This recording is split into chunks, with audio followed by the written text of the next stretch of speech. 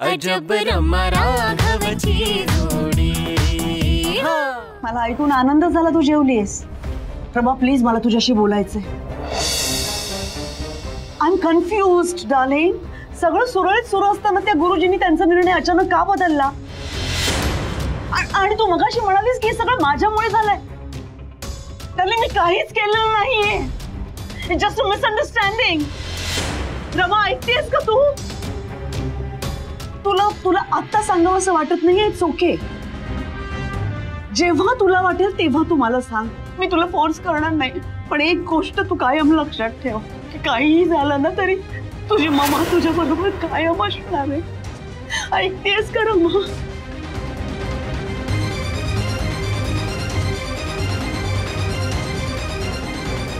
पवित्रा, पवित्रा please इथे, please ये। काय झालं?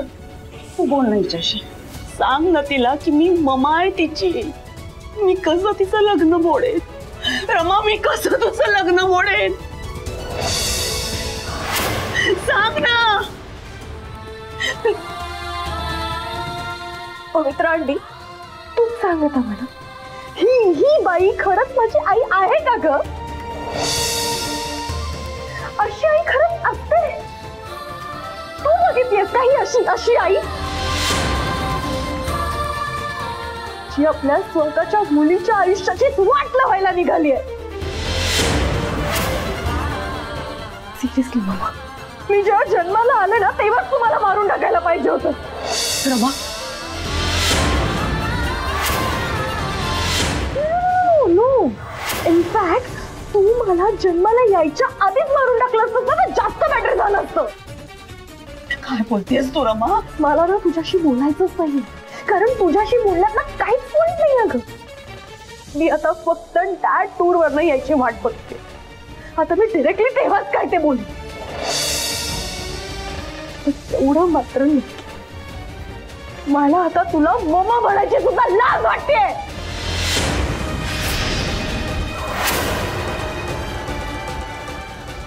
रमा, रमा ऐक ना।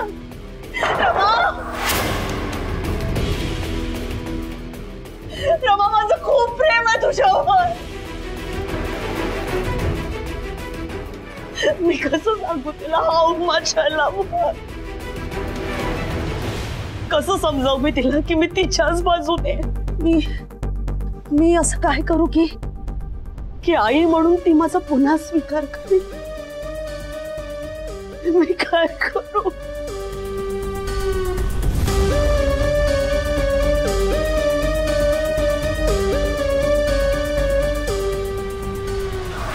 या दोघींच्या वादात आपण काय बोलणार? हो ना आई, लावण्य आंटी एकदा बोलायला लागली ना की मध्ये कोणीच बोलू शकत नाही।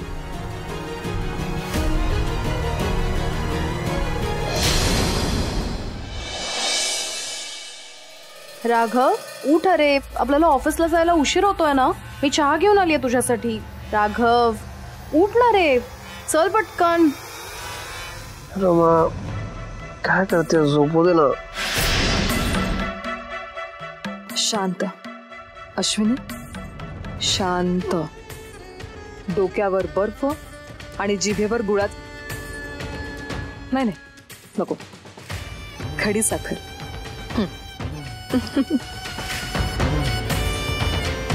राघवराव मी आहे अश्विनी। तू इथे काय करतेस? हो असं काय करताय? मी तुमच्यासाठी चहा घेऊन आले, अगदी तुम्हाला आवडतो ना तसा, आल्याचा। स्वतःच्या हाताने बनवलाय मी। आणि हो, तुमच्या आवडीचा नाश्ता सुद्धा तयार आहे। लवकर उठा बघू। मला आल्याचा चहा आवडत नाही आणि नाश्त्यासाठी मी रमानी करून ठेवलेला चिवडाच खाईल। राघवराव मी सकाळी उठून इतक्या मेहनतीने तुमच्यासाठी कोणी सांगितली मेहनत करायला? या मेहनतीचा काहीही उपयोग होणार नाहीये। तू कितीही प्रयत्न केलेस तरी तुझं आणि माझं लग्न होणं ह्याच काय पुढच्या 7 जन्मात शक्य नाही।